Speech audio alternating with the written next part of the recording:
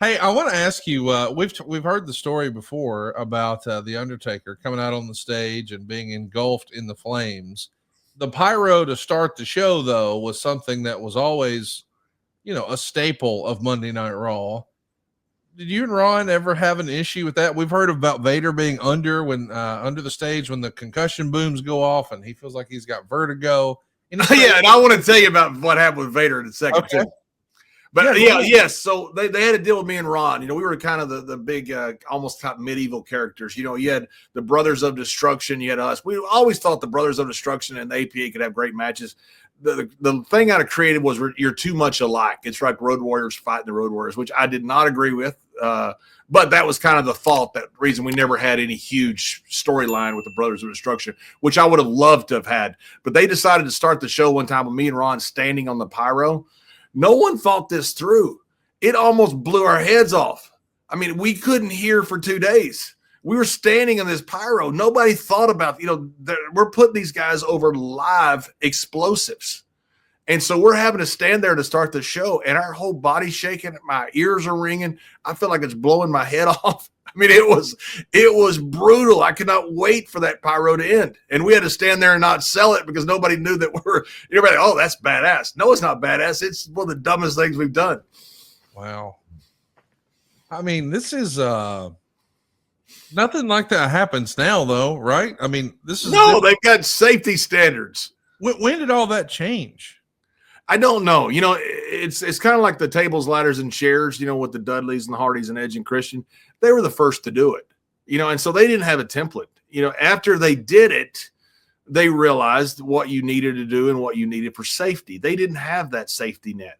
Sean and Razor, when they did the ladder match, they had one ladder. I mean, that's a disaster if that ladder breaks. Then you realize you got to have more ladders. And, we were the template that was created. So when we were doing stuff, there was nothing before us. So we were just doing stuff, and you're figuring it out with us. I want to talk to you about your first title win. You're going to become tag team champions with Ron when you guys best Kane and X-Pac. This is around the same time that, they've got issues with the Undertaker and the corporation. So it makes sense that you guys will be mixing it up. I know that, you didn't get into business to become a tag team champion, but all of a sudden, if in real life, you and your best friend are tag team champions, that's pretty damn cool, isn't it? Greatest moment of my life. I mean, it really was. I just tag team with Ron was the best thing ever happened to me. And I mean, not professionally, but I mean, personally, it was incredible. Ron's changed my life. When my father passed away, like I said, I'm a very private guy. I didn't tell anybody. I didn't put out on Facebook or anything, that my dad had passed away. I was very close to my dad. Ron, my dad loved Ron. And so, it's funny. Before I knew it, I'd called Ron. I didn't mean to. I just instinctively called him, and he had the right things to say, as he always does. Ron's a very smart guy and a very caring guy, a very wise man, and to be out there with Ron was so much fun. I'm out there, understand Conrad, I'm out there with our Jackie Robinson. Yeah. Ron's a pillar of the industry. I know there were other regional titles. Ron's the recognized first Black World Heavyweight Champion. I'm out there with this legend, I'm out there with, Jackie Robinson, like a Satchel Paige. That's how I think of Ron, and that's how he should be thought of. And I'm out there with this incredible legend. And then all of a sudden we win a title, and now we're the top of what we're doing. That was really cool. I've said it many, many times. If I'd have just been an APA member my whole life, I'd been fine with that.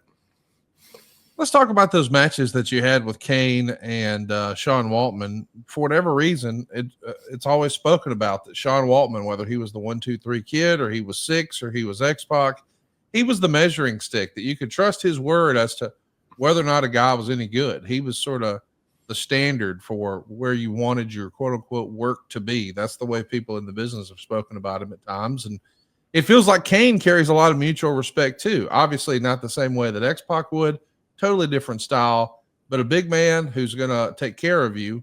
Tell me about those matches from your perspective. Are those just two individual performers? No, that was one of the greatest tag teams of all time. And I mean, literally of all time. I cannot overestimate how good Kane and X-Pac were. Those guys were such a good team together. And they had the perfect big guy, small guy, and X-Pac, by the way, he was a small guy for those days. He's not a small guy for these days. He's a big guy. But they worked so well together. I mean, I remember I was in the ring with Pac one time, and I said, reverse me. And he goes, no, you're too big. Instinctively, he thought about that during the middle of the match. He has a brain for this business that is just amazing. And, of course, Glenn is, everybody knows how smart Glenn is and how good Glenn is. But, man, what a pleasure to work with those guys. We had so much fun working with them. I've always felt it was an underrated tag team, too. I know that it doesn't make sense in a conventional way because it's not like they had the same trunks or tights or, it's not like they're the Midnight Express or Rock and Roll Express. But that big man, little man dynamic, why don't you think we see more of that today? I think because you don't have great workers like you had then. And I don't mean that for today, bashing them. We didn't have great workers back then. People always say, man, we need 20 Shawn Michaels. We didn't have 20. We had one. Yeah. We didn't. I mean, any generation, people look at the best of that generation and go, oh, that generation was better. It wasn't deep like that. You didn't have great workers that could have done that back then. The big man, small man like X-Pac and Kane.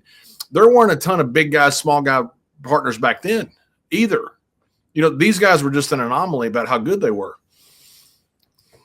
Eventually, you and Ron are going to drop those tag titles to the Hardys, who are going to be enjoying a new push. Now they've got a manager, and they're the tag team champions. Their manager, of course, Mr. Doot himself, Mr. Michael P.S. Hayes.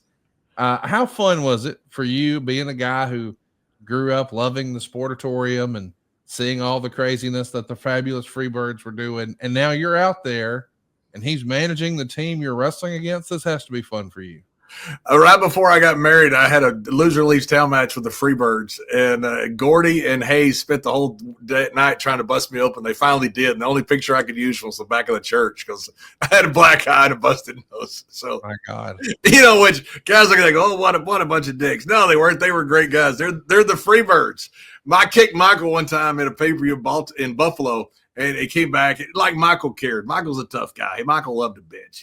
Michael is kind of like Road Dogg, really tough guy, but it was an art of bitching. Murdoch was like that. They love to come back and bitch about it. God, can you learn how to work? They love to do stuff like that. Michael comes back and goes, could you kick me any harder? I said, I kicked you so hard a 20-year-old 8-ball popped up. Hey, Michael was great. I love Michael. I grew up, man, Michael's, God almighty, those guys, man, when you talk about over, I mean, what a freaking, they were the first great heel attractions. The NWO came after, DX came after. They were the first heel attractions, that would be baby faces one night, heels the next. It didn't matter. They just drew money. Michael drew great money with the Junkyard Dog in Louisiana. Michael was a hell of a draw. And to work with the Hardys, it was funny that night we dropped the titles. Pat comes up to me and goes, would you talk to Ron? I said, about what? He goes, and he's beating around the bush. He said, we want to get the Hardys over. Ron doesn't care. They thought for some reason that Ron might care. We didn't care. Beat us. We're honored to be able to do this for you in your hometown.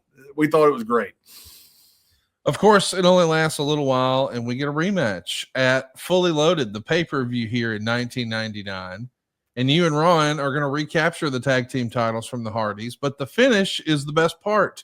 You guys do a double team powerbomb on Michael Hayes, and you pin Michael Hayes, and that's how you win the tag titles back. I mean, the idea that you're in there with your friend Michael Hayes and pinning the manager to become tag team champion, this is Attitude Era stuff right here.